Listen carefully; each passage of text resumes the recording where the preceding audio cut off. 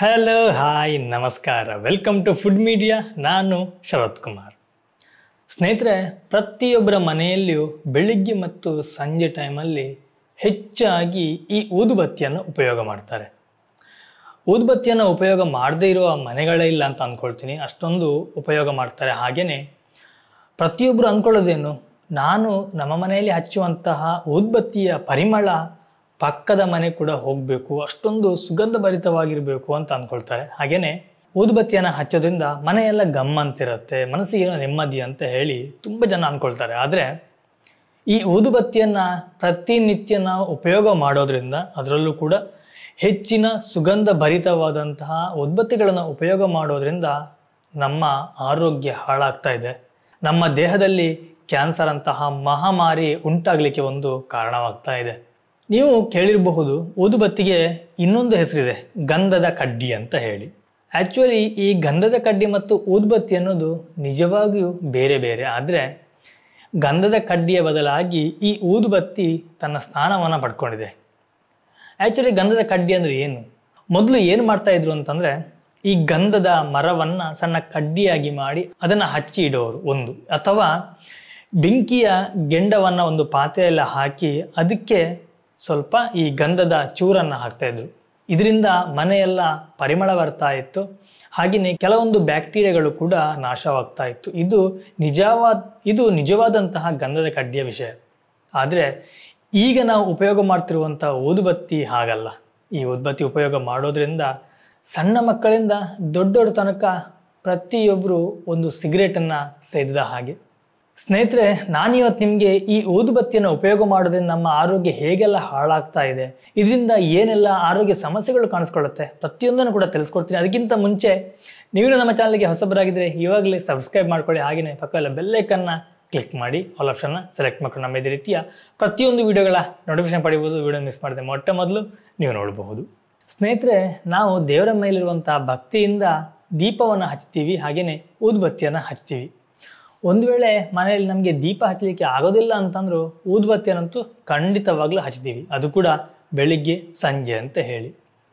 ದೇವರ ಪೂಜೆ ಮಾಡೋದು ಬಹಳ ಒಳ್ಳೆಯದು. ಆದರೆ ನಾವು ಏನನ್ನು ಉಪಯೋಗ ಮಾಡ್ತಿದ್ದೀವಿ ಅನ್ನೋದ್ರ ಬಗ್ಗೆ ಬಹಳಷ್ಟು ಗಮನ ಹರಿಸಬೇಕಾಗತ್ತೆ. ಈ ಊದುಬತ್ತಿಯ ಬಗ್ಗೆ ಚೈನಾದಲ್ಲಿ ಒಂದು ಅಧ್ಯಯನ ನಡೆಯುತ್ತೆ. ಈ ಚೈನಾದ ಅಧ್ಯಯನದ ಪ್ರಕಾರ ನಮ್ಮ ಮನೆಯೊಳಗಿರುವಂತಹ ಶುದ್ಧ ಗಾಳಿಯನ್ನು ಈ ಊದುಬತ್ತಿಯ ಹೊಗೆ ಅಶುದ್ಧಗೊಳಿಸುತ್ತೆ. ಕಲುಷಿತಗೊಂಡಂಥ ಗಾಳಿ ನಾವು ಸೇವನೆ ಮಾಡೋದ್ರಿಂದ, ನಾವು ಉಸಿರಾಟ ಆಡೋದ್ರಿಂದ ಇದು ನಮ್ಮ ದೇಹ ಸೇರುತ್ತೆ. ಈ ಊದುಬತ್ತಿಯ ಹೊಗೆ ಸಿಗರೇಟ್ ಸೇವನೆಗಿಂತ, ಅಂದರೆ ಸಿಗರೇಟ್ ಬರುವಂಥ ಹೊಗೆಗಿಂತಲೂ ಅತ್ಯಧಿಕ ಅಪಾಯಕಾರಿ ಕಣಗಳನ್ನು ಹೊಂದಿರುತ್ತೆ.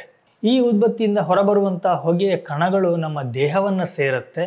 ಇದು ನಮ್ಮ DNA ಮೇಲೆ ಬಹಳಷ್ಟು ಪ್ರಭಾವವನ್ನು ಬೀರುವಂತಹ ಸಂಭವ ಇದೆ ಅಂತೇಳಿ ಈ ಅಧ್ಯಯನ ಹೇಳುತ್ತೆ. ಸಂಶೋಧನೆ ಹೇಳುವ ಪ್ರಕಾರ ಅಗರಬತ್ತಿಯಿಂದ ಬಿಡುಗಡೆಯಾದ ವಾಸನೆ ಮತ್ತು ಹೊಗೆ ಒಬ್ಬ ಮನುಷ್ಯನ ಉಸಿರಾಟದ ಮೂಲಕ ಆತನ ದೇಹ ಸೇರುತ್ತೆ. ಅದು ಆತನ ಶ್ವಾಸಕೋಶದ ಜೀವಕೋಶಗಳಲ್ಲಿ ಉರಿಯೂತವನ್ನು ಉಂಟು ಮಾಡಿ ಉಸಿರಾಟದ ತೊಂದರೆಯನ್ನು ಹೆಚ್ಚಾಗಿಸುತ್ತೆ. ಈ ಸಂದರ್ಭದಲ್ಲಿ ಹೆಚ್ಚಾಗಿ ಸೀನು ಮತ್ತು ಕೆಮ್ಮು ಬರುವಂಥದ್ದು ಪ್ರಾರಂಭವಾಗುತ್ತೆ. ಒಂದು ವೇಳೆ ಈಗಾಗಲೇ ಅಸ್ತಮ ಸಮಸ್ಯೆಯನ್ನು ಹೊಂದಿದ್ರೆ ಅವರು ಊದುಬತ್ತಿಯ ವಾಸನೆ ಮತ್ತು ಹೊಗೆಯಿಂದ ದೂರ ಇದ್ದಷ್ಟು ಒಳ್ಳೆಯದು. ಈ ಅಗರಬತ್ತಿಯಿಂದ ಬಿಡುಗಡೆಯಾಗುವಂತಹ ಹೊಗೆ ಕಾರ್ಬನ್ ಮೊನಾಕ್ಸೈಡ್, ಫಾರ್ಮಾಲ್ಡಿಹೈಡ್ ಮತ್ತು ನೈಟ್ರೋಜನ್ ಆಕ್ಸೈಡ್ ಅಂಶಗಳನ್ನು ಹೊಂದಿದ್ದು ಇದು ಅಸ್ತಮ ಸಮಸ್ಯೆಯನ್ನು ಜಾಸ್ತಿ ಮಾಡುತ್ತೆ. ಹೆಚ್ಚಾಗಿ ಈ ಅಗರಬತ್ತಿಯ ಹೊಗೆಯನ್ನು ಯಾರು ಸೇವನೆ ಮಾಡ್ತಾರೋ ಅಂಥವರಿಗೆ ಹೃದಯ ರಕ್ತನಾಳದ ಸಮಸ್ಯೆಗೂ ನೇರ ಕಾರಣವಾಗುತ್ತೆ. ಏಕೆಂದರೆ ಸಂಶೋಧನೆಗಳು ಹೇಳುವ ಪ್ರಕಾರ ಧೂಮಪಾನ ಮಾಡದೇ ಇರುವ ವ್ಯಕ್ತಿಗಳು ತಮ್ಮ ಮನೆಯಲ್ಲಿ ನಿತ್ಯ ನಡೆಸುವ ಪೂಜೆ ಸಮಯದಲ್ಲಿ ಬಳಸುವ ಅಗರಬತ್ತಿಯ ಹೊಗೆಯು ನಿರಂತರವಾಗಿ ಸೇವನೆ ಮಾಡ್ತಾರೆ. ಇದರಿಂದಾಗಿ ಹೃದಯಘಾತದಿಂದ ಪ್ರಾಣ ಬಿಟ್ಟಿರುವಂತಹ ನಿದರ್ಶನಗಳು ಸಹ ಇದೆ. ಇಷ್ಟೇ ಅಲ್ಲದೆ ಕೆಲವರಲ್ಲಿ ಪಾರ್ಶ್ವವಾಯು ಸಮಸ್ಯೆಯನ್ನು ಸಹ ತಂದೊಡ್ಡುತ್ತೆ, ಹಾಗೂ ಕೆಲವೊಂದು ಹೃದಯಕ್ಕೆ ಸಂಬಂಧಪಟ್ಟ ಅನಾರೋಗ್ಯಕ್ಕೂ ಇದು ಕಾರಣವಾಗುತ್ತೆ. ಹೆಚ್ಚಾಗಿ ಪೂಜೆಗಳಲ್ಲಿ ಕೂತು ಪೂಜೆ ಮಾಡುವವರಿಗೆ ಗೊತ್ತಿರುತ್ತೆ, ಅಗರಬತ್ತಿಯ ಹೊಗೆ ನಮ್ಮ ಮುಖಕ್ಕೆ ಹೊಡೆದಾಗ ನಮಗೆ ಮೊದಲು ಕಿರಿಕಿರಿ ಆಗುವಂಥದ್ದೇ ಕಣ್ಣುರಿ. ಕಣ್ಣಿಗೆ ವಿಪರೀತವಾಗಿ ಕಿರಿಕಿರಿ ಉಂಟಾಗುತ್ತೆ. ಅದರಲ್ಲೂ ಪ್ರಮುಖವಾಗಿ ಮಕ್ಕಳಿಗೆ ಮತ್ತು ವಯಸ್ಸಾದವರಿಗೆ ಕಣ್ಣುಗಳಿಗೆ ಹಾನಿಯಾಗುವಂತಹ ಸಂದರ್ಭಗಳಿರುತ್ತೆ. ಇನ್ನು ಯಾರಾದರೂ ತುಂಬ ಸೆನ್ಸಿಟಿವ್ ಸ್ಕಿನ್ನನ್ನು ಹೊಂದಿದ್ರೆ ಅಂಥವರಿಗೆ ಊದುಬತ್ತಿಯ ಸುವಾಸನೆ ಮತ್ತು ಹೊಗೆ ಚರ್ಮ ಸಂಬಂಧಿತ ಸಮಸ್ಯೆಗಳನ್ನು ಸಹ ಉಂಟು ಮಾಡುತ್ತೆ. ಊದುಬತ್ತಿಯ ಪ್ರಭಾವ ಎಷ್ಟಿದೆ ಅಂತಂದರೆ ನಮ್ಗೆ ಮಾತ್ರ ಅಲ್ಲದೆ ಗರ್ಭದಲ್ಲಿರುವಂತಹ ಮಗುವಿಗೂ ಸಹ ಇದರ ವ್ಯತಿರಿಕ್ತ ಪರಿಣಾಮವನ್ನು ಬೀರುತ್ತೆ. ಗರ್ಭಿಣಿಯಾಗಿರುವಂಥ ಮಹಿಳೆಯರನ್ನ ನಾನು ತುಂಬ ಜನ ನೋಡಿದ್ದೀನಿ. ಅವರು ಹೆರಿಗೆ ತುಂಬ ಚೆನ್ನಾಗಾಗಲಿ ಅಂತ ಹೇಳಿ ದೇವರಿಗೆ ಕೈ ಮುಗಿದು ಊದ್ಬತ್ತಿಯನ್ನು ಪ್ರತಿನಿತ್ಯ ಬೆಳಿಗ್ಗೆ ಸಂಜೆ ಹಚ್ಚಿರ್ತಾರೆ. ಆದರೆ ಅದರಿಂದ ಬರುವಂಥ ಹೊಗೆಯಿಂದ ತಮ್ಮ ಆರೋಗ್ಯ ಹಾಳಾಗ್ತಿದೆ, ತನ್ನ ಗರ್ಭದಲ್ಲಿರುವಂಥ ಮಗುವಿಗೆ ಹಾನಿ ಆಗ್ತಿದೆ ಅನ್ನೋದನ್ನ ಯೋಚನೆ ಮಾಡೋದಿಲ್ಲ. ಹಾಗೆಯೇ ಇದ್ರ ಬಗ್ಗೆ ನಮಗೆ ಮಾಹಿತಿ ಕೂಡ ಇಲ್ಲ. ಜನರಲ್ ಆಫ್ ನ್ಯಾಷನಲ್ ಕ್ಯಾನ್ಸರ್ ಇನ್ಸ್ಟಿಟ್ಯೂಟ್ನಲ್ಲಿ ಪ್ರಕಟಗೊಂಡಿರುವಂತಹ ವರದಿಯ ಪ್ರಕಾರ ಅಗರಬತ್ತಿ ಹೊಗೆಯಿಂದಾಗಿ ಮಕ್ಕಳಲ್ಲಿ ರಕ್ತದ ಕ್ಯಾನ್ಸರ್ ಕಾಣಿಸಿಕೊಳ್ಳುವಂತಹ ಸಾಧ್ಯತೆ ಇದೆ ಅಂತೇಳಿ ಹೇಳಿದ್ದಾರೆ. ಇತ್ತೀಚೆಗೆ ನಿಮ್ಮ ಕುಟುಂಬದಲ್ಲೋ ನಿಮ್ಮ ಅಕ್ಕಪಕ್ಕದಲ್ಲೋ ಅಥವಾ ನಿಮ್ಮ ಊರಿನಲ್ಲೋ ನೀವು ಬಹಳಷ್ಟು ಕೇಳಿರ್ತೀರಿ, ಯಾರಾದರೂ ಒಂದು ಅಸ್ವಾಭಾವಿಕವಾಗಿ ಸಾವನ್ನಪ್ತಾರೆ, ಅದಕ್ಕೆ ಕಾರಣವನ್ನು ಕೇಳಿದಾಗ ಕ್ಯಾನ್ಸರ್. ಹೀಗೆ ಹಲವಾರು ರೀತಿಯ ಕ್ಯಾನ್ಸರಿಂದ ಅವರು ಮರಣ ಹೊಂದಿದ್ರು ಅಂತ ಹೇಳ್ತಾರೆ. ಸತ್ತಂಥ ವ್ಯಕ್ತಿ ಬೀಡಿ ಸೇದೋದಿಲ್ಲ, ಸಿಗರೇಟ್ ಸೇದೋದಿಲ್ಲ ಅಥವಾ ಯಾವುದೇ ದುಶ್ಚಟ ಇರೋದಿಲ್ಲ, ಆದರೂ ಹೇಗೆ ಕ್ಯಾನ್ಸರ್ ಬಂತು? ಕೆಲವೊಂದು ಕಡೆಯಲ್ಲಿ ನಾವು ಉಪಯೋಗ ಮಾಡುವಂಥ ಎಣ್ಣೆಯಿಂದ ಕ್ಯಾನ್ಸರ್ ಬರುತ್ತೆ. ಅದರ ಜೊತೆಗೆ ನಾವು ಪ್ರತಿನಿತ್ಯ ಉಸಿರಾಡುವಂತಹ ಈ ಊದುಬತ್ತಿಯ ಹೊಗೆಯಿಂದನೂ ಸಹ ನಮಗೆ ಕ್ಯಾನ್ಸರ್ ಬರ್ತಾ ಇದೆ. ಆದರೆ ನಾವು ಅದ್ರ ಬಗ್ಗೆ ಅಷ್ಟೊಂದು ಗಮನ ಹರಿಸ್ತಾ ಇಲ್ಲ. ಯಾಕಂತಂದರೆ ದೇವರಿಗೆ ನಾವು ಭಕ್ತಿಯಿಂದ ಹಚ್ಚುವಂತಹ ಒಂದು ಊದುಬತ್ತಿ, ಹಾಗಾಗಿ ಅದ್ರ ಬಗ್ಗೆ ಗಮನವನ್ನು ಕೊಡ್ತಾ ಇಲ್ಲ. ಮಾರುಕಟ್ಟೆಯಲ್ಲಿ ಬೇರೆ ಬೇರೆ ಫ್ರೇಗ್ರೆನ್ಸ್ ಇರುವಂತಹ ನಿಮಗೆ ಊದುಬತ್ತಿಗಳು ಸಿಗುತ್ತೆ. ಪ್ರತಿಯೊಂದು ಊದುಬತ್ತಿಗಳು ಕೂಡ ಹಾಗೆ ಮಾರಣಾಂತಿಕ ಕಾಯಿಲೆಯನ್ನು ಒಡ್ಡುವಂತಹ ಊದುಬತ್ತಿಗಳಾಗಿರುತ್ತೆ.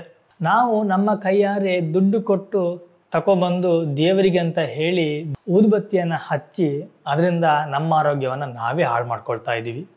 ಆ್ಯಕ್ಚುಲಿ ನೀವು ಮನೆ ಒಳಗಡೆ ಊದುಬತ್ತಿ ಹಚ್ಚಲಿಕ್ಕೆ ಹೋಗಬೇಡಿ. ಒಂದು ವೇಳೆ ನಿಮಗೆ ಹೊರಗಡೆ ತುಳಸಿ ಕಟ್ಟೆ ಇದೆ, ಹಚ್ಚಲೇಬೇಕು, ಇಲ್ಲ ನನಗೆ ಭಕ್ತಿ ಬರೋದಿಲ್ಲ ಅಂತಂದರೆ ಖಂಡಿತವಾಗ್ಲೂ ಒಂದು ಊದುಬತ್ತಿಯನ್ನು ಹೊರಗೆ ಹಚ್ಚಿಡಿ, ಮನೆ ಒಳಗಡೆ ಇಡ್ಲಿಕ್ಕೆ ಹೋಗಬೇಡಿ. ನಿಮಗೆ ಸಾಧ್ಯವಾದರೆ ಊದುಬತ್ತಿಯ ಬದಲು ಧೂಪವನ್ನು ಹಾಕಿ. ಅದು ಕೂಡ ಅಂಗಡಿಯಲ್ಲಿ ಸಿಗುವಂತಹ ಧೂಪದ ಪುಡಿ ಅಲ್ಲ, ನೀವೇ ಏನಾದರೂ ಸ್ವಲ್ಪ ಸ್ಮೆಲ್ ಬರುವಂಥ ಧೂಪವನ್ನು ಹಾಕುವಂಥ ಅಭ್ಯಾಸವನ್ನು ಮಾಡ್ಕೊಳ್ಳಿದ್ದು ತುಂಬ ಒಳ್ಳೆಯದು. ಈ ಊದುಬತ್ತಿಯ ಮೇಲೆ ಅನೇಕ ಅಧ್ಯಯನಗಳು ನಡೆದಿದೆ. ಕೆಲವೊಂದು ಅಧ್ಯಯನಗಳ ಪ್ರಕಾರ ಉರಿಯುತ್ತಿರುವ ಅಗರಬತ್ತಿಗಳು ಹೊರಸೂಸುವ ಹೊಗೆಯಲ್ಲಿ ಸೀಸ, ಕಬ್ಬಿಣ ಮತ್ತು ಮೆಗ್ನೀಷಿಯಂ ಅಂತಹ ಹಾನಿಕಾರಕ ವಸ್ತುಗಳಿದ್ದು ಇದು ನಮ್ಮ ಶರೀರದೊಳಗೆ ಹೋಗಿ ವಿಷದ ಪ್ರಮಾಣವನ್ನು ಮತ್ತಷ್ಟು ಹೆಚ್ಚಿಸುತ್ತೆ. ನಮ್ಮ ದೇಹ ಸೇರಿದಂತಹ ಈ ಹಾನಿಕಾರಕ ಕಣಗಳು ಮೂತ್ರಪಿಂಡದ ಕಾರ್ಯಭಾರವನ್ನು ಹೆಚ್ಚಿಸುತ್ತೆ. ಹಾಗೆಯೇ ಇದು ನಾನಾ ರೀತಿಯ ಮೂತ್ರಪಿಂಡಗಳ ಸಮಸ್ಯೆಗೆ ದಾರಿ ಮಾಡಿಕೊಡುತ್ತೆ. ಅಗರಬತ್ತಿ ಹೊಗೆಯು ರಕ್ತದಲ್ಲಿರಬಹುದಾದಂಥ ಅಶುದ್ಧ ವಸ್ತುಗಳ ಸಾಂದ್ರತೆಯನ್ನು ಕೂಡ ಹೆಚ್ಚಿಸುತ್ತೆ. ಇದಕ್ಕೆ ಹೇಳೋದು, ನಾವು ಮನೆಯಲ್ಲಿ ಉಪಯೋಗ ಮಾಡುವಂತಹ ನಾನಾ ರೀತಿಯ ದಿನಬಳಕೆ ವಸ್ತುಗಳ ಮೇಲೆ ಸ್ವಲ್ಪ ನಿಗಾ ಇಡಬೇಕಾಗತ್ತೆ. ನಾವು ಪ್ರತಿಯೊಂದರ ಬಗ್ಗೆ ಸ್ವಲ್ಪ ತಿಳ್ಕೊಂಡು ಹೋದರೆ ನಮ್ಮ ಆರೋಗ್ಯವನ್ನು ನಾವೇ ಚೆನ್ನಾಗಿ ಕಾಪಾಡ್ಕೋಬಹುದು. ಸ್ನೇಹಿತರೆ, ಒಂದು ವೇಳೆ ನಿಮ್ಮ ಮನೆಯಲ್ಲಿ ಸಣ್ಣ ಮಕ್ಕಳಿದ್ರೆ ದಯವಿಟ್ಟು ಊದುಬತ್ತಿಯನ್ನು ಹಚ್ಚಲಿಕ್ಕೆ ಹೋಗಬೇಡಿ. ನೀವು ಊದುಬತ್ತಿಯನ್ನು ಬಿಟ್ಟೇ ಬಿಡಿ. ಇವಾಗ ಕೆಲವು ಕಡೆ ಈ ಸಗಣಿ ಅಂದರೆ ದನದ ಸಗಣಿಯಿಂದ ಮಾಡಿದಂತಹ ಧೂಪಗಳು ಸಿಗುತ್ತೆ, ಅದನ್ನು ತಂದು ಯೂಸ್ ಮಾಡಿ, ತುಂಬ ನಿಮಗೆ ಹೆಲ್ಪ್ ಆಗುತ್ತೆ. ಅದು ಬಿಟ್ಟು ಆದಷ್ಟು ಈ ರೀತಿಯ ರಾಸಾಯನಿಕವಾದಂತಹ ಉತ್ಪನ್ನಗಳಿಂದ ದೂರ ಇರಿ. ನಾನು ನಿಮಗೆ ಮುಂದಿನ ದಿನಗಳಲ್ಲಿ ಖಂಡಿತವಾಗ್ಲೂ ಒಂದು ಒಳ್ಳೆಯ ಈ ಸಗಣಿಯ ಧೂಪ ಸಿಕ್ಕಿದರೆ ಅಥವಾ ಸಗಣಿ ಬತ್ತಿ ಬರುತ್ತೆ, ಅದು ಸಿಕ್ಕಿದರೆ ಖಂಡಿತವಾಗ್ಲೂ ನಾನು ನಿಮಗೆ ಅದನ್ನು ರಿವ್ಯೂ ಮಾಡಿ ತೋರಿಸ್ತೀನಿ. ಹೇಗಿದೆ ಅನ್ನೋದ್ರ ಬಗ್ಗೆ ಸಂಪೂರ್ಣ ಮಾಹಿತಿನ ಕೊಡ್ತೀನಿ. ಹುಡುಕಬೇಕು, ನಮಗೆ ರಾಸಾಯನಿಕ ಮುಕ್ತವಾಗಿರಬೇಕು, ಅದು ಕೂಡ ಸ್ವಲ್ಪ ಮನೆಯಲ್ಲೇ ಮಾಡ್ತಾ ಇರುವಂಥದ್ದಿದ್ರೆ ತುಂಬ ಒಳ್ಳೆಯದಿರುತ್ತೆ. ಹುಡುಕಿ ನಾವು ಅದನ್ನು ತರಬೇಕಾಗತ್ತೆ. ಖಂಡಿತವಾಗ್ಲೂ ಹುಡುಕಿ ತಂದು ನಿಮ್ಗೆ ನಾನು ಅದನ್ನು ತೋರಿಸ್ತೀನಿ. ಸ್ನೇಹಿತರೆ, ಇವತ್ತಿನ ಈ ಒಂದು ಸಣ್ಣ ಮಾಹಿತಿ ನಿಮಗೆ ಬಹಳಷ್ಟು ಉಪಯುಕ್ತ ಆಗಿದೆ ಅಂತ ಅಂದ್ಕೊಳ್ತೀನಿ. ಒಂದು ವೇಳೆ ನಿಮಗೆ ಉಪಯುಕ್ತ ಅಂತ ಅನಿಸಿದ್ರೆ ದಯವಿಟ್ಟು ಒಂದು ಲೈಕ್ ಕೊಡಿ. ಹಾಗೆಯೇ ನಿಮ್ಮ ಫ್ರೆಂಡ್ಸ್ ಆ್ಯಂಡ್ ಫ್ಯಾಮಿಲಿ ಜೊತೆ ಶೇರ್ ಮಾಡಿ. ಅವರ ಆರೋಗ್ಯನೂ ಕೂಡ ನೀವೇ ಕಾಪಾಡ್ದಾಗತ್ತೆ. ಎನಿವೆ, ನಾನು ನಿಮಗೆ ಮುಂದಿನ ಒಂದು ವಿಡಿಯೋ ಸಿಗ್ತೀನಿ, ಒಂದೊಳ್ಳೆ ರೆಸಿಪಿ ಅಥವಾ ಒಂದೊಳ್ಳೆ ಗಿಡಮೂಲಿಕೆ ಅಥವಾ ಒಂದು ಒಳ್ಳೆ ಇನ್ಫಾರ್ಮೇಷನ್ ಜೊತೆ. Thank you. Bye bye. ನಮಸ್ಕಾರ.